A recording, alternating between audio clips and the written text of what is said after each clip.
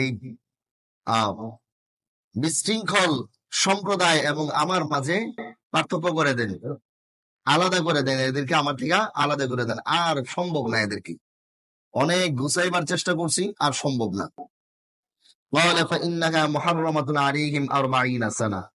এবার আল্লাহ তাআলা বলছেন যে যেহেতু তারা স্বেচ্ছায়, তাদেরকে বলছি যে শুধু ঢুকলেই তাদেরকে বিজয় দিয়ে দিব, এরপরও যেহেতু তারা এই কাজটা করলো না, আচ্ছা ঠিক আছে, এই শহরটা, ফিলিস্তিনের এই ভূমিটা তাদের জন্য 40 বছরের জন্য আমি হারাম করে দিলাম। এটা শাস্তি, 40 বছর তারা আর এই শহরের মধ্যে ঢুকতে পারবে না। কি করবে 40 বছর? ইয়াতিহুনা ফিল আরদ, তারা জমিনের মধ্যে উদ্ভ্রান্তের মতো ঘুরতে থাকবে। ইয়াতিহুন তীহ শব্দ থেকে এসেছে। ওখানেই আরিহা, প্রাচীন যে শহরের কথা বললাম, আরিহা শহরের জর্দান নদীর পাশেই একটা বিস্তৃত জায়গা রয়েছে। এই জায়গাটা কে বলা হয় ময়দানে তিহ। ওই ময়দানে তিহের মধ্যে তারা 40 বছর ঘুরতে থাকবে। এবং তাদের ঘোরাটা কেমন হবে? তাফসীরের কিতাবের মধ্যে আসে যে তারা ফিলিস্তিনে তো আর যাবে না, মিশরের উদ্দেশ্যে রওনা করবে। তো মিশরের উদ্দেশ্যে রওনা করে সারাদিন পথ চলতে চলতে সন্ধ্যা এক জায়গায় আসবে, রাত্রি যাপন করবে, সকালবেলা উঠে দেখবে যেখান থেকে রওনা করেছে ওই জায়গার মধ্যে চলে আসছে।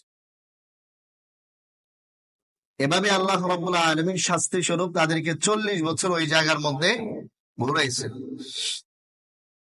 আল্লাহ তাআলার শাস্তি কেমন কঠিন শাস্তি! কোনো দেয়াল নাই, প্রাচীর নাই, কোনো লোহার শিকল নাই, কিছু নাই, কোনো কারাগার নাই, কিন্তু আল্লাহ তাআলা খোলা ময়দানকে তাদের জন্য কি বানাই দিচ্ছেন? কারাগার বানাই দিচ্ছেন। বের হতে পারে না, কোনো দিকে যাইতে পারে না, উদ্ভ্রান্তের মতো ঘুরতেছে। এইটা আল্লাহ রাব্বুল আলামিন তাদেরকে শাস্তি দিয়ে দিয়েছেন যে 40 বছর তারা আর এই ফিলিস্তিনের মাটিতে ঢুকতে পারবে না। এখন যেই জায়গার মধ্যে তারা আছে, এখানে বাড়ি নাই, ঘর নাই, কোনো কিছুই নাই, খোলা জায়গা। তো রাতের বেলা তো ঠান্ডা ঠান্ডা কাটে ভালো, দিনের বেলা তো প্রচন্ড গরম, রোদের তাপ। তো এরা হযরত মুসা আলাইহিস সালাতু ওয়াস সালামের কাছে এবার আবেদন করতেছে, মুসা, আমাদের মাথা শরীর তো জ্বলে যেতেছে, কি করা যায়? হযরত মুসা আলাইহিস সালাতু ওয়াস সালাম আল্লাহর কাছে দোয়া করলেন, আল্লাহ কিছু একটা করেন এই জাতির জন্য। তখন এই যে আজকের তিলাওয়াতকৃত আয়াত, এই আয়াতের সম্পর্ক হলো এর সাথে। আল্লাহ তাআলা তাদেরকে প্রথম নিয়ামত দিলেন ছায়ার নিয়ামত। এই ময়দানে দিয়ে অবাধ্য জাতিকেও আল্লাহ তাআলা কি দিয়েছেন? নিয়ামত দিয়েছেন, ছায়ার নিয়ামত। ওয়াসাল্লাল্না আলাইকুমুল গামামা, আল্লাহ তাআলা বলেন যে আমি তোমাদের উপর মেঘকে ছায়া হিসেবে কি করে দিলাম? বিস্তৃত করে দিলাম। তোমাদেরকে ছায়া দিলাম মেঘ দিয়ে। এইটা হলো ময়দানে তিহের মধ্যে আল্লাহ তাআলার দেওয়া প্রথম নিয়ামত। এখন তারা যে খাবার দাবার নিয়ে গিয়েছে, ওখানে তো আয় রোজগারও করতে পারে না, আর তারা কোনো চাষাবাদও করতে পারছে না। তো এই খাবার দাবার 2-3 দিনের মধ্যেই শেষ হয়ে যায়। এখন তারা হযরত মুসা আলাইহিস সালাতু ওয়াস সালামের কাছে আবার আবেদন করে, মুসা, আমাদের তো খাবার দাবার শেষ হয়ে গেল, এখন আমরা কি করব? হযরত মুসা আলাইহিস সালাতু ওয়াস সালাম আল্লাহ তাআলার কাছে দোয়া করেন। তা আল্লাহ তাআলা তাদেরকে কি দেন? ওয়া আনজালনা আলাইকুমুল মান্না ওয়াস সালওয়া। এটা হলো দ্বিতীয় নিয়ামত ময়দানে তিহে। আল্লাহ তাআলা বলেন, আমি তাদের জন্য মান্না এবং সালওয়া পাঠিয়ে দিলাম আসমান থেকে। মান্না তাফসীরের কিতাবের মধ্যে এর ব্যাখ্যা বিস্তৃত। এটা আসমানি খাবার, এটা যে কেমন ছিল ওই সময়ে যারা খেয়েছে তারাই বলতে পারবে।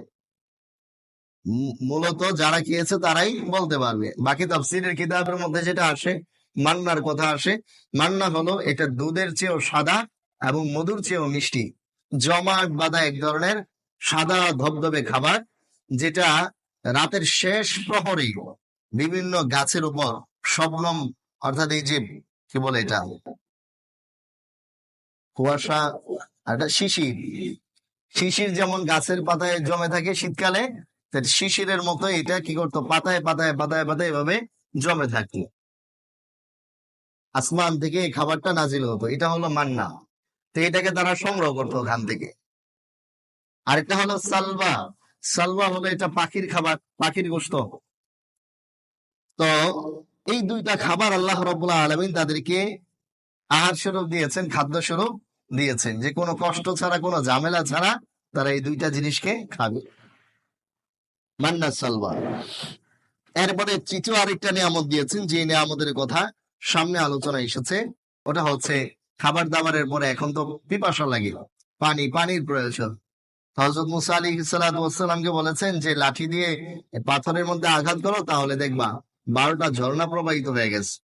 তো ফাজারাত মিন হুসনাতা আশরাতা আইনা, লাঠি দিয়ে আঘাত করার সাথে সাথে 12টা ঝর্ণা প্রবাহিত হয়ে গেছে। সুবহানাল্লাহ। এই তিনটা নিয়ামত আল্লাহ রাব্বুল আলামিন বনি ইসরাইলকে ময়দানে তিহের মধ্যে দিয়েছেন। তো এখানে পরবর্তী অংশের মধ্যে যেটা আসছে, আল্লাহ তাআলা বলছেন মান্না সালওয়ার কথা আলোচনা করে, যে কুলু মিন তাইয়্যিবাতি মা রাযাকনাকুম, তোমাদেরকে যে পবিত্র আর উত্তম জিনিসগুলো দিয়েছি না, এগুলোকে তোমরা আহার স্বরূপ গ্রহণ করো। এখন তারা কি করলো? আল্লাহ তাআলা নিষেধ করেছেন যে এটা প্রত্যেকদিন আসতে থাকবে মান্না সালওয়া, তোমাদের টেনশনের কোনো কারণ নাই। কিন্তু হতভাগা আর অভাগা জাতি এখানেও বিশ্বাস করতে পারলো না, মনে করলো যে হঠাৎ করে যদি বন্ধ হয়ে যায় তো এটাকে জমাই। তো মান্নার প্রতি অত বেশি লোভ না থাকলেও সালওয়ার প্রতি কি ছিল? লোভ ছিল। এটা পাখির গোশত, তো ওই সময় তার ফ্রিজিং ব্যবস্থা ছিল না, এগুলোকে তারা জমায়েত করতে শুরু করলো, জমা করে রাখতে শুরু করলো। তো জমা করে রাখার কারণে আল্লাহ তাআলা বলেছেন প্রত্যেকদিন এটা প্রত্যেকদিন শেষ করতে, তারা জমা শুরু করে দিল। আল্লাহর কথার উপরে একই বিশ্বাস রাখতে পারলো না, তো তাদের জমানো খাবার এটা নষ্ট হতে শুরু করলো। তো আল্লাহ তাআলা বলেছেন কি, কুলু মিন তাইয়্যিবাতি মা রাযাকনাকুম, যে উত্তম জিনিসগুলো, পবিত্র জিনিসগুলো তোমাদেরকে রিজিক স্বরূপ দিয়েছি, তা তোমরা খাও। এখন তারা পবিত্র জিনিসকে কি বানাইলো? বলেন, নষ্ট বানাইলো না? পবিত্র জিনিসগুলোকে, ভালো উত্তম জিনিসগুলোকে অনুত্তম বানায় দিল। তো পরবর্তী কথাটা মূলত ওই আগের এই কথার সাথে সম্পৃক্ত। আল্লাহ তাআলা বলছেন যে তারা এই কাজগুলো করে, ওয়ামা যালামুনা, আমার উপর তারা কি করে নাই? জুলুম করে নাই, আমার উপর অবিচার করে নাই। আমার কথা না শুনে তারা কি করে নাই? আমার উপর অবিচার করে নাই। ওয়ালাকিন কানু আনফুসাহুম ইয়াসলিমুন, তারা তাদের নিজেদের উপরই কি করেছে? অবিচার করেছে। কথা না শুনে তারা তাদের নিজেদের উপর অবিচার করেছে। কি বলেন? বাসি পচা খাবার খাওয়া এটা কি স্বাস্থ্যের জন্য ভালো, না স্বাস্থ্যের উপর অবিচার? নিজেদের উপর অবিচার না এটা? পচা খাবার খাওয়া এটা কি নিজের উপর অবিচার না? জুলুম না নিজের উপর? জুলুম। তো আল্লাহ তাআলা বলছেন যে এটা করে কার ক্ষতি হয়েছে? আমার কিছুই হয় নাই। তোমরা যারা বাসি পচা খাবার খেয়েছো, তোমরা নিজেরাই নিজেদের উপর জুলুম করেছো। আল্লাহ রাব্বুল আলামিন শুধুমাত্র এই দুইটা জাতিকেই একেবারে জাতিগত ভাবে আসমানি খাবার খাওয়াইছেন, আসমানি খাবার খাওয়াইছেন জাতিগত ভাবে। এক মুসা আলাইহিস সালাতু ওয়াস সালামের সম্প্রদায়কে, দুই হযরত ঈসা আলাইহিস সালাতু ওয়াস সালামের সম্প্রদায়কে, এবং দুজনকে, এই দুই জাতিকে যে জাতিগত ভাবে আসমানি খাবার খাওয়াইছেন, এটা স্বয়ং কোরআনের আয়াত দ্বারাই প্রমাণিত। মুসা আলাইহিস সালাতু ওয়াস সালামের জাতিকে যে আসমানি খাবার খাওয়াইছেন বনি ইসরাইল ইহুদিদেরকে, এটা তো এই আয়াত থেকেই জানতে পারলাম, মান্না সালওয়া দিয়েছে। হযরত ঈসা আলাইহিস সালাতু ওয়াস সালামের কথা, এটাও সূরা মায়েদার একেবারে শেষাংশে এসেছে। এই খ্রিস্টানরা হযরত ঈসা আলাইহিস সালাতু ওয়াস সালামের কাছে আবেদন করলো যে আমাদের জন্য আসমানি খাবারের ব্যবস্থা করেন। তখন হযরত ঈসা আলাইহিস সালাতু ওয়াস সালাম আল্লাহর কাছে দোয়া করলেন, আল্লাহুম্মা আনজিল আলাইনা মাইদাতাম মিনাস সামা, আল্লাহ তুমি দস্তরখান ভর্তি আসমানি খাবার আমাদের জন্য পাঠাও।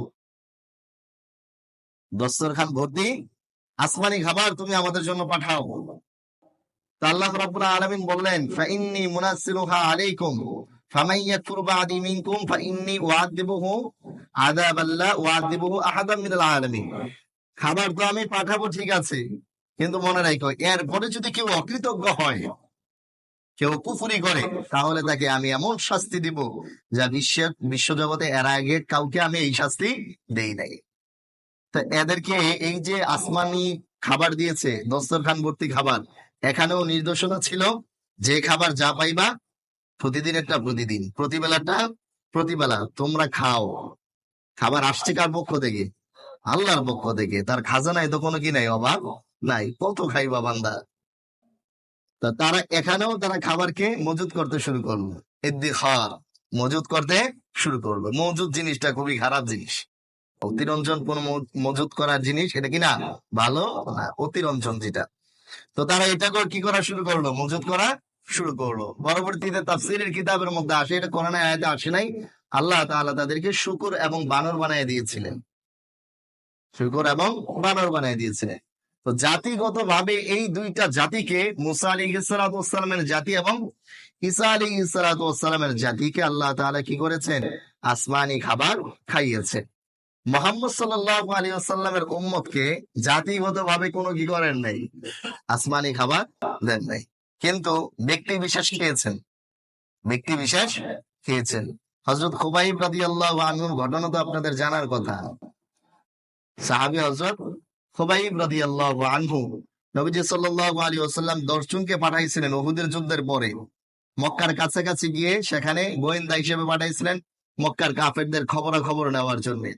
তো ওখানে যাওয়ার পরে যে কোনো ভাবে হোক তারাও জানতে পারে যিনি 10 জনের সাথে যুদ্ধে লিপ্ত হয়, এবং 10 জনের মধ্যে 7 জন যুদ্ধ করতে করতে শহীদ হয়ে যায়, আর 2 জন তারাও শহীদ হয়ে যায়। শুধু অবশিষ্ট থাকে হযরত খুবাইব রাদিয়াল্লাহু আনহু। তাকে হারিস, যে ওহুদের যুদ্ধে বদরের যুদ্ধে শহীদ হয়েছিল, তার সন্তান সন্ততিরা তাকে কিনে নেয়। দৃষ্টান্তমূলক শাস্তি দিয়ে খুবাইব রাদিয়াল্লাহু আনহুকে শেষ করবে। তো যখন তাকে এক ঘরের এক রুমের মধ্যে বন্দি করে রেখেছে, তো হারেসের কন্যা সে একদিন তাকায় দেখলে, সহিহ বুখারীর বর্ণনা আসছে, হারেসের কন্যা সে একদিন তাকায় দেখলো যে হযরত খুবাইব রাদিয়াল্লাহু আনহু এমন বড় একটা তাজা আঙ্গুরের মানে ছড়া হযরত খুবাইব রাদিয়াল্লাহু আনহুর সামনে, তিনি ওখান থেকে আঙ্গুর ছিঁড়া ছিঁড়া খাইতেছেন। সুবহানাল্লাহ। যাকে খাবার না দিয়া ধুকে ধুকে মারার জন্য এক ঘরের মধ্যে বন্দি করে রাখছে, ওই জায়গার মধ্যে হযরত খুবাইব রাদিয়াল্লাহু আনহু কি খাচ্ছেন, আঙ্গুর ছিঁড়ে ছিঁড়ে খাচ্ছে। সুবহানাল্লাহ। তো উম্মতে মুহাম্মাদিয়াকে যদিও আল্লাহ তাআলা এভাবে জাতিগতভাবে কি করেন নাই, আসমানি খাবার সরাসরি দেন নাই, কিন্তু ব্যক্তি বিশেষ কি করেছেন, আসমানি খাবার খেয়েছেন। এটা হয় উম্মতে মুহাম্মাদিয়ার, এই উম্মতের মতো এমন মানলেওয়ালা উম্মত। হযরত মুসা আলাইহিস সালাতু ওয়াস সালামের জাতির বিবরণ শুনলেন, কখনো হয়তো হযরত ঈসা আলাইহিস সালাতু ওয়াস সালামের জাতির বিবরণ শুনেছেন। যারা ঈমান এনেছে নবীদের উপর, নবীদের হাওয়ারিয়িন, আশপাশের সাথী সঙ্গী যারা ছিল, তারা কি পরিমাণ নবীদেরকে কষ্ট দিয়েছে। কিন্তু আমাদের নবীজি সাল্লাল্লাহু আলাইহি ওয়াসাল্লামের আশেপাশে যে সাহাবীরা ছিলেন, কেমন মান্যওয়ালা সাহাবী ছিলেন বলেন দেখি। মুনাফিক যারা তারা তো মুনাফিক, কাফের যারা তারা তো কাফের। যারা সাহাবী ছিলেন, সাহাবী, নবী যদি দিনকে রাত বলতেন তো দিন রাত, রাতকে দিন বললে রাত দিন, যা বলতেন তাই। কোথাও যেতে বলেছেন, কোনো কথা নেই, যাবেন ওই জায়গা। আল্লাহ রাসূল সাল্লাল্লাহু আলাইহি ওয়াসাল্লাম এমন সাহাবী পেয়েছিলেন। আজকে সুনান ইবনে মাজাহ একটা হাদিস পড়েছি, মানে সাহাবায়ে কেরাম যে কি পরিমাণ মান্যওয়ালা উম্মত মহানবী সাল্লাল্লাহু আলাইহি ওয়াসাল্লাম পেয়েছিলেন, আশেপাশের সাথী সঙ্গীদেরকে পেয়েছিলেন। কান ইবনে উমর রাদিয়াল্লাহু আনহু ইদা সামিআ হাদিসান লাম ইয়া'দু ওয়া লাম ইউকাসসির দুনাহু। হযরত আব্দুল্লাহ ইবনে ওমর রাদিয়াল্লাহু তাআলা আনহু রাসূলের মুখ থেকে কোন হাদিস শোনার পর সেখানে 1 ইঞ্চি পরিমাণ বাড়াইতেন না, 1 ইঞ্চি পরিমাণ কমাইতেন না। বিশেষভাবে আব্দুল্লাহ ইবনে ওমরের কথা এসেছে। তো ওখানে হাদিসের ব্যাখ্যায় মুহাদ্দিসিনে কেরাম লিখেন, নাফি' রাহিমাহুল্লাহ তিনি লেখেন যে আব্দুল্লাহ ইবনে ওমর রাদিয়াল্লাহু আনহু রাসূলের সুন্নতকে যেই পরিমাণ অনুসরণ করেছে, যদি তোমরা সেটা সচক্ষে দেখতে না, তাহলে বলতে এই লোকটা পাগল হয়ে গেছে। আব্দুল্লাহ ইবনে ওমর পাগল হয়ে গেছে। আব্দুল্লাহ ইবনে ওমর রাদিয়াল্লাহু আনহু, নাফি রাহিমাহুল্লাহ বলেন যে একদিন আমরা তার সাথে বের হয়েছি, তো তিনি হাঁটছেন, হঠাৎ করে একটা রাস্তা, পরিচিত যে রাস্তা, এই রাস্তার পাশ দিয়ে একটু বাঁকা কেটে তিনি আবার রাস্তা দিয়ে হাঁটছেন। আমরা তাকে জিজ্ঞেস করলাম যে এই কাজটা কেন করলেন? তো হযরত আব্দুল্লাহ ইবনে ওমর বললেন যে একদিন আমি রাসূলুল্লাহ সাল্লাল্লাহু আলাইহি ওয়াসাল্লামের সাথে মদিনা থেকে বের হয়ে এই রাস্তা দিয়ে হাঁটছিলাম, আল্লাহ রাসূল এখানে এসে এভাবে হেঁটে গিয়েছেন, এজন্য আমিও এখানে এসে এভাবে হেঁটে গেলাম। সুবহানাল্লাহ। আব্দুল্লাহ ইবনে ওমর রাদিয়াল্লাহু আনহু মাহলুল ইজার পরতেন, সেলাইবিহীন লুঙ্গি পরিধান করতেন, সেলাইবিহীন লুঙ্গি। তাকে জিজ্ঞেস করা হলো যে সেলাইবিহীন লুঙ্গি কেন পরেন আপনি? বলল ফাইন্নী রাআইতু রাসূলুল্লাহ সাল্লাল্লাহু আলাইহি ওয়াসাল্লাম মাহলুল আল ইজার, আমি রাসূলুল্লাহ সাল্লাল্লাহু আলাইহি ওয়াসাল্লামকে সেলাইবিহীন লুঙ্গি পরতে দেখেছি, তাই আমি এটা পরি। আব্দুল্লাহ ইবনে উমর, তিনি কম দামি জুতা পরিধান করতেন। জিজ্ঞেস করা হলো কেন এটা করেন? তো বললো আমি রাসূলুল্লাহ সাল্লাল্লাহু আলাইহি ওয়াসাল্লামকে কম দামি জুতা পরতে দেখেছি, এই জন্য আমি কম দামি জুতা পরি। আব্দুল্লাহ ইবনে উমর রাদিয়াল্লাহু আনহু, তিনি মসজিদে নববীতে খুঁজে খুঁজে খুঁজে খুঁজে সেই জায়গাগুলোতে দাঁড়ায় নামাজ আদায় করতেন, যেই জায়গাগুলোতে রাসূল তার জীবদ্দশায় নামাজ আদায় করেছে। চিহ্নিত রাখতেন কোন কোন জায়গায় আল্লাহ রাসূল দাঁড়ায় দাঁড়ায় নামাজ পড়েছে, ওই জায়গাগুলোতে দাঁড়ায় দাঁড়ায় কি করতেন? নামাজ আদায় করতেন। সুবহানাল্লাহ। আব্দুল্লাহ ইবনে উমর রাদিয়াল্লাহু আনহু, তার ইখতিলাফ হয়ে গিয়েছিল তার বাবার সাথে। কোন এক ব্যক্তি বলেছে, একটা মাসালা জিজ্ঞেস করে যে আপনি তো এই মাসালার উত্তর এটা এভাবে দিলেন, আপনার বাবা তো ওইভাবে দিয়েছে। তো বলল যে আমরু আবি ইত্তাবাউ আম আমরু রাসূলিল্লাহ সাল্লাল্লাহু আলাইহি ওয়াসাল্লাম, বলো কার কথা মানবা তোমরা, আমার বাবার কথা মানবা না রাসূলুল্লাহ সাল্লাল্লাহু আলাইহি সাল্লামের কথা মানবা? এই ছিল আব্দুল্লাহ ইবনে উমর রাদিয়াল্লাহু তাআলা আনহুর অবস্থা। এরা শুধু এই সাহাবী না, সব সাহাবীর একই কথা ছিল। এই হাদিসের কিতাবের মধ্যে আপনারা এগুলো পাবেন। এক সাহাবী এসে আল্লাহ রাসূলকে বলেছে, ইয়া রাসূলুল্লাহ, এমন কোন আমলের কথা বলে দিন যে আমল করলে পরে আমি জান্নাতে যাব। রাসূলুল্লাহ সাল্লাল্লাহু আলাইহি ওয়াসাল্লাম কিছু আমলের কথা বলে দিলেন। এবার ওই সাহাবী বলতেছে যে লা আসিদু আলা হাদা ওয়ালা আনকুসু, আল্লাহর নবী, আমি আপনার সাথে ওয়াদা করে যাচ্ছি, আপনি যা বললেন এর উপর আমি 1 ইঞ্চি বাড়াবো না, 1 ইঞ্চি কমাবো না। নবীজি সাল্লাল্লাহু আলাইহি সাল্লাম বললেন, তোমাদের কোন ব্যক্তির যদি জান্নাতি লোক দেখতে মন চায় তাহলে এই লোকটাকে দেখো। আবার আরেক ব্যক্তির ব্যাপারে বলেছেন, আফলাহার রাজুলু ইন সাদাকা, ওই লোক বলেছেন, ইয়া রাসূলুল্লাহ, আমি বাড়াবো না কমাবো না। আল্লাহ রাসূল বললেন যে সে যদি তার কথার ব্যাপারে সত্যবাদী হয় তাহলে সে জান্নাতে ঢুকে গেছে।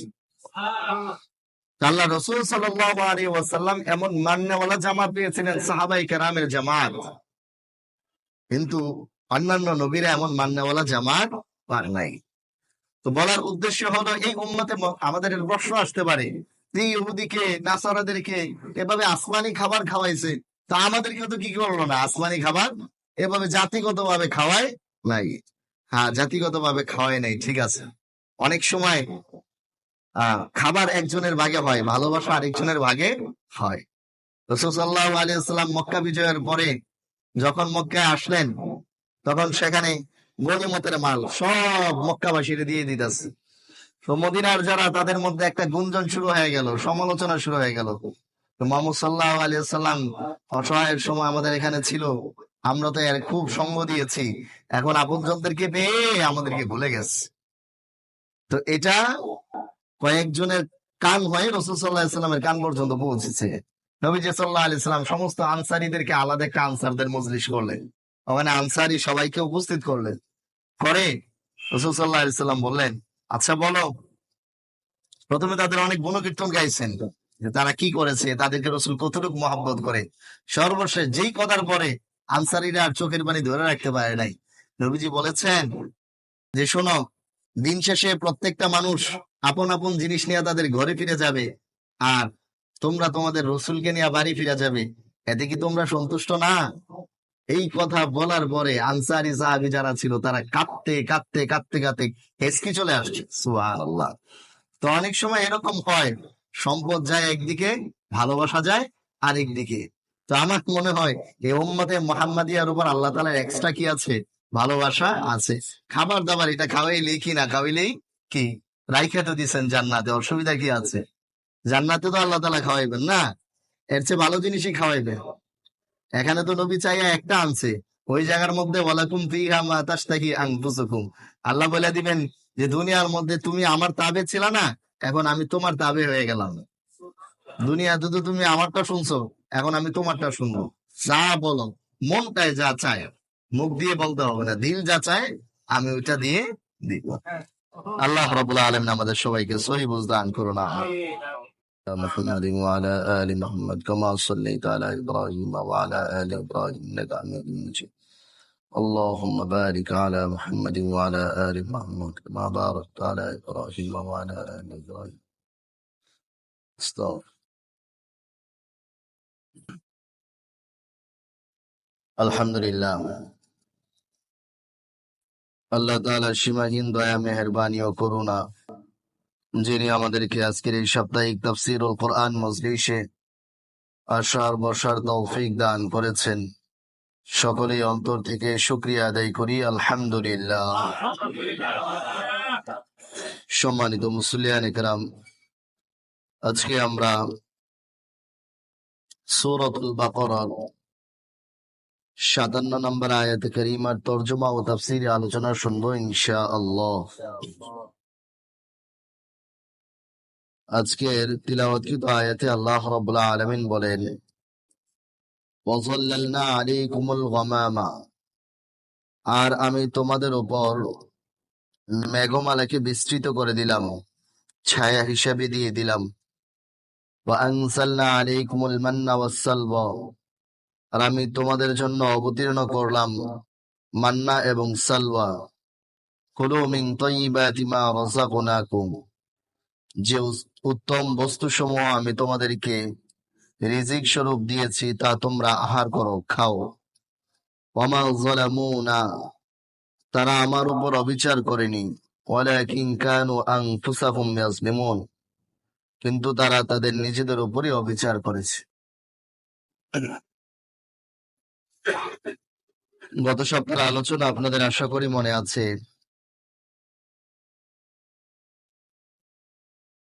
হযরত মুসা আলাইহিস সালাতু ওয়াস সালাম তুর পাহাড়ে গিয়েছিলেন কিতাব আনার জন্য। তার জাতি সামিরি নামক এক দুষ্ট লোকের খপ্পরে পড়ে গরুর বাছুরের পূজা করতে শুরু করে। আল্লাহ রাব্বুল আলামিন তাদের এই অপরাধের প্রায়শ্চিত্ত হিসাবে অল্প স্বল্প কিছু শাস্তি দিয়ে তাদেরকে আবার ক্ষমা করে দেন। এরপর তারা হযরত মুসা আলাইহিস সালাতু ওয়াস সালাম তুর পাহাড় থেকে যে তাওরাত কিতাব এনেছেন, সেই কিতাব মানবে কি মানবে না তা নিয়ে আবার দুষ্টামি শুরু করে দেয়। প্রথমে বলে যে আল্লাহর কথা না শুনে আমরা কিতাব নিতে পারবো না। হযরত মুসা আলাইহিস সালাতু ওয়াস সালাম তাদের আবেদন অনুযায়ী আল্লাহ তাআলার কথা শোনান। এরপরে তাদের দরখাস্ত হয় যে আল্লাহ তাআলাকে না দেখে আমরা এই কিতাব বিশ্বাস করতে পারি না। তখন আল্লাহ রাব্বুল আলামিন তাজাল্লি দিলেন, 70 জনকে নিয়ে গিয়েছিলেন এবং 70 জন তারা সবাই মৃত্যুবরণ করল। তাফসীরের কিতাবের মধ্যে আসে এই মৃত্যুটার স্বাভাবিক মৃত্যু ছিল না, বাস্তবিক যে হাকিকি মৃত্যু, এই মৃত্যুই ছিল। পরবর্তীতে আল্লাহ রাব্বুল আলামিন আয়াতে কারিমা নাযিল করেন, সুম্মা বাআসনাকুম মিন বাদি মাউতিকুম লাআল্লাকুম তাশকুরুন, অতঃপর তোমাদেরকে জীবন দিলাম মৃত্যু দেওয়ার পর, যেন তোমরা শুকরিয়া আদায় করো, কৃতজ্ঞতা জ্ঞাপন করো। এরপরে কি ঘটনা ঘটে?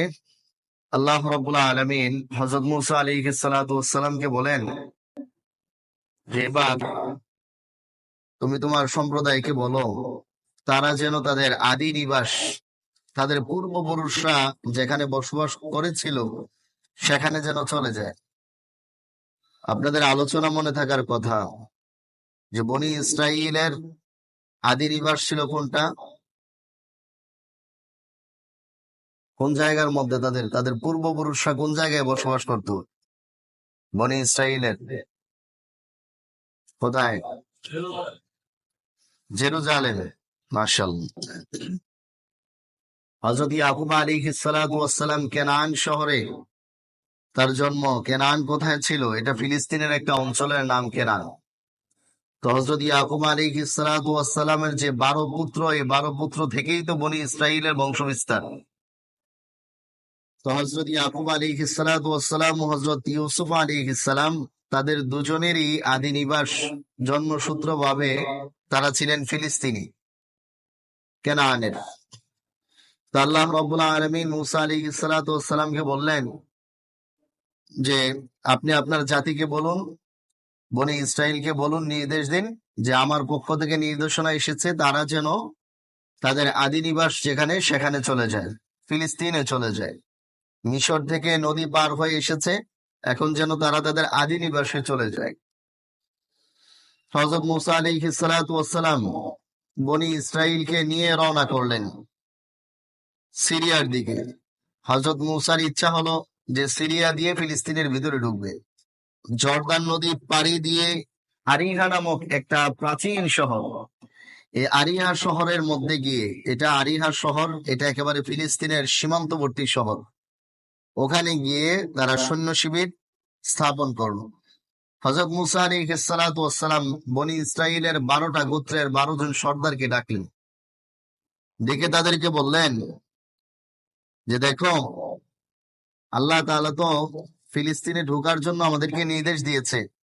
এখন ফিলিস্তিন তো আর আমাদের কাছে এখন সংরক্ষিত না, এটা একটা সংরক্ষিত শহর, কিছু মানুষ এখানে বসবাস করে, এখানেও রাজা আছে, রাজ্য আছে।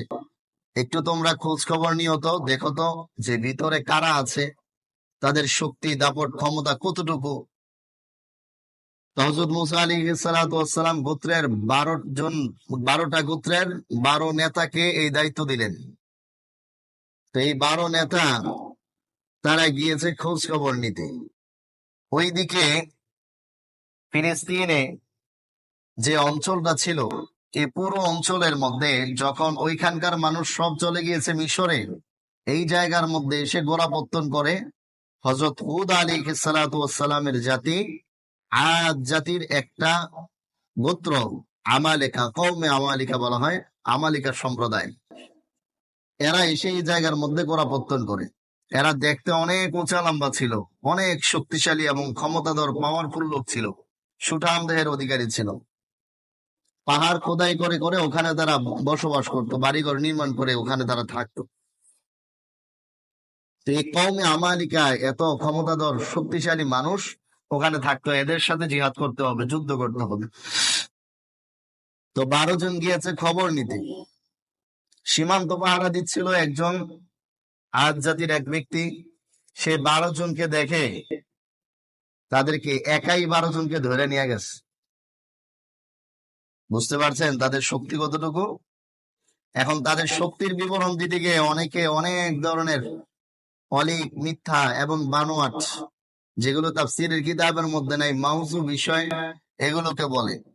শক্তির বিবরণ দিতে গিয়ে এত কিছু বলার কোনো দরকার নাই, মিথ্যা কথা বলার দরকার নাই। যেটা তাফসীরের কিতাবে নাই সেটাকে উঠায় আনার কোনো দরকার নাই। অথবা যদি কোনো তাফসীরের কিতাবের মধ্যে এমন কোনো বর্ণনা থাকে যেটা একেবারেই বিরল, এটা কেউ বলে না, একজন বলছে, তাহলে সেটাকে উঠায় আনার কোনো দরকার নাই। জমহুর মুফাসসিরিন যেটা বলেছেন সেটাই আমরা নিব। তো এই জায়গার মধ্যে আসলে তাদের শক্তির বিবরণ কোরআনের মধ্যে স্পষ্টভাবে দেওয়া হয় নাই, এবং মুফাসসিরিনে কেরামও খুব বেশি এটার পিছনে সময় ব্যয় করেন নাই। তো এতটুকু তো আপনারা আন্দাজ করতে পারছেন যে এক ব্যক্তি 12 জনকে ধরে নিয়ে গেছে, তাহলে শক্তিটা কেমন হবে। আমরা যখন ছাত্র জমানায় পড়ি তখন শুনছিলাম যে 6 জনকে ডান পকেটে আর 6 জনকে বাম পকেটে ভরে নিয়ে গেছে, এটা অতিরঞ্জন। তো 12 জনকে একজন ধরে নিয়ে গেল, ফিলিস্তিনের ওই সময় যে রাজা ছিল তার সামনে নিয়ে পেশ করলো। এবার রাজা বলতেছে যে আচ্ছা, তাদেরকে এক জায়গার মধ্যে রাখো। তো উজি নাজির, মোটামুটি মন্ত্রী পরিষদ যারা আছে তাদের সবাইকে নিয়ে মিটিং এ বসছে যে কি করা যায়। এক কাজ করতে পারি, একজনে বুদ্ধি পরামর্শ দিল যে এদেরকে যদি আমরা শেষ করে দেই, তাহলে আমরা যে কেমন ক্ষমতাধর আর শক্তিধর এটা তো এর জাতি জানবে না। এক কাজ করি, এদেরকে ছেড়ে দিই, ছেড়ে দিলে পরে এরা গিয়ে এদের জাতিকে জানাইবে যে আমাদের কি পরিমাণ শক্তি, আমাদের এক ব্যক্তি এদের 12 জনকে ধরে নিয়ে আসছে, তো এটা আমাদের জন্য অনেক উপকার হলো। তো এই বুদ্ধি পরামর্শ করে এদের 12 জনকে ছেড়ে দিস। তো এরা গিয়া বের হইয়া হযরত মুসা আলাইহিস সালাতু ওয়াস সালামের সাথে সাক্ষাৎ। পয়গম্বর মুসা আলাইহিস সালাতু ওয়াস সালামকে গিয়া তো যা খুশি তা বলতেছে যে এমন ক্ষমতা ধরে, এরা এত শক্তি, আমাদের 12 জনকে এরা একজনই ধরে নিয়ে গেছে, এদের সাথে যদি লাগতে যাই তাহলে আমরা পারবো না। হযরত মুসা আলাইহিস সালাতু ওয়াস সালাম বললেন যে দেখো, তোমাদের কাছে একটা আবেদন জানাই, তোমরা এই কথাগুলো সাধারণ মানুষের কাছে বলো না। তোমরা হইলে গোত্র নেতা, তোমরা এগুলো যদি সাধারণ মানুষের কাছে বলো, বনি ইসরায়েলের কাছে বলো, তাইলে তারা কখনোই যুদ্ধের জন্য প্রস্তুত হবে না। তোমরা এগুলো বলো না। তখন এদের মধ্যে শুধুমাত্র দুইজন, একজন হলেন ইউশা ইবনে নুন, আর একজন হলেন কালেব ইবনে ইউহান্না নাম আসে। এই দুই ব্যক্তি ছাড়া বাকি 10 জন প্রত্যেকেই গিয়া তার জাতির কাছে, গোত্রের কাছে বলে দেয়। এরপর ঘটনাটা কেমন কঠিন হয়ে গেল। এই ঘটনার বিস্তারিত বিবরণ আসছে সূরা মায়েদার মধ্যে। যখন সবাইকে জানায় দেয়, তো আল্লাহ রাব্বুল আলামিন কোরআন মাজিদের সূরা মায়েদায় হযরত মুসা আলাইহিস সালাতু ওয়াস সালামের কথাটাকে এভাবে তুলে ধরেছেন, ইয়া কওমি দুখুলুল আরদাল মুকদ্দাসাতা আল্লাতী কাতাবাল্লাহু লাকুম ওয়া লা তারতাদ্দু আলা আদবারিকুম ফাতানকালিবু খাসিরিন। হে আমার সম্প্রদায়, তোমরা পবিত্র ভূমি অর্থাৎ বাইতুল মুকদ্দাসে প্রবেশ করো। আল্লাতী কাতাবাল্লাহু লাকুম, যেই শহরটাকে আল্লাহ তাআলা তোমাদের জন্য লিখে রেখেছেন। তাইলে দায়িত্বটা কে নিয়েছেন? আল্লাহ তাআলা নিয়ে রেখেছেন, যে তোমরা যাইবা আর ওই শহরটা তোমাদেরকে দিয়ে দেওয়া হবে। আল্লাহ তাআলা এটা লিখে রেখেছেন তোমাদের জন্য। ওয়ালা তারতাদ্দু আলা আদবারিকুম ফাতানকালিবু খাসিরিন, তোমরা পিছু ফিরে যেও না, পৃষ্ঠ প্রদর্শন করো না, তাহলে তোমরা ক্ষতিগ্রস্ত হবে। এবার ওই 10 জন তো জানাই দিছে, তো এরা বলছে, ক্বালু ইয়া মূসা ইন্না ফিহা কওমান জাব্বারিন। তারা বলল, হে মূসা, এই ফিলিস্তিনের মাটিতে শক্তিধর জাতি রয়েছে, শক্তিধর ক্ষমতাধর জাতি। ওয়া ইন্না লান নাদখুলাহা হাত্তা ইয়াখরুজু মিনহা, এই জাতি যতক্ষণ না পর্যন্ত স্বেচ্ছায় ওই শহর থেকে বের হচ্ছে, ততদিন পর্যন্ত আমরা এখানে ঢুকবো না। ফাইন ইয়াখরুজু মিনহা ফাইন্না দাখিলুন, এরা যদি স্বেচ্ছায় বের হয়ে যায় তাইলে আমরা ঢুকবো, নয়তো যুদ্ধ তো দূরের কথা, আমরা যদি জানি যে এরা এখানে আছে, তাইলে আমরা ভিতরে এমনি যাবো না। قال رجلان من الذين يخافون أنعم الله عليهم ادخلوا عليهم الباب فإذا دخلتموه فإنكم غالبون। ওই যে দুই ব্যক্তি বলছিলাম, দুই ব্যক্তি মুসা আলাইহিস সালাতু ওয়াস সালামের জাতির মধ্যে, বনি ইসরাইলের মধ্যে দুই ব্যক্তি যাদেরকে আল্লাহ তাআলা নিয়ামত দিয়েছিলেন, এরা বলল যে উদখুলু আলাইহিমুল বাব, আরে তোমরা দরজা পর্যন্ত যাও, দরজা পর্যন্ত যাও। ফাইদা দাখালতুমুহু ফাইন্নাকুম গালিবুন, তোমরা যদি প্রবেশ করো না, তাহলে তোমরাই বিজয় লাভ করবা। তোমরা শুধু প্রবেশ করো, আর বাকিটা আল্লাহ তাআলা করবেন, তোমরা ঢুকো। ওয়া আলাল্লাহি ফাতাওয়াক্কালু ইন কুনতুম মুমিনিন, আল্লাহর উপরেই ভরসা করো যদি তোমরা মুমিন হয়ে থাকো। এবার এরা আরো কঠিন বাক্য উচ্চারণ করতেছে, দেখেন কি বলে। قالوا يا موسى إنا لن ندخلها أبدا ما داموا فيها فاذهب أنت وربك فقاتلا إنا هاهنا قاعدون। তারা বলল, হে মুসা, আমরা কিছুতেই ঢুকবো না। লান শব্দটাকে ওই অর্থে ব্যবহার করা হয় যে একেবারে কিছুতেই না, অসম্ভব। লান নাদখুলাহা, কিছুতেই আমরা ঢুকবো না। আবাদাম মা দামু ফিহা, যতক্ষণ পর্যন্ত এরা এই শহরের মধ্যে আছে। ফাযহাব আনতা ওয়া রাব্বুকা, তুমি আর তোমার রব যাও, তুমি আর তোমার রব যাও, তুমি আর আল্লাহ দুইজনে মিলে যাও। ফাকাতিলা, দুইজনে গিয়ে তাদের সাথে লড়াই করো। ইন্না হাহুনা কাঈদুন, আমরা এখানে বসলাম, আমরা এখানে বসলাম। এবার হযরত মুসা আলাইহিস সালাতু ওয়াস সালাম বলছেন, قال رب إني لا أملك إلا نفسي وأخي فافرق بيننا وبين القوم الفاسقين। হে আমার রব, আমি শুধুমাত্র আমার আর আমার ভাইয়ের জিম্মাদারি গ্রহণ করছি, আর এদের মাঝে আর আমার মাঝে